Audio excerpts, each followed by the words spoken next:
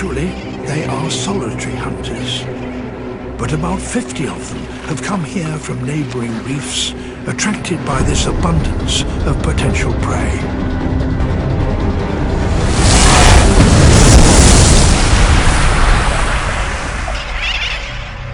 The fledglings stay out of the water if they can.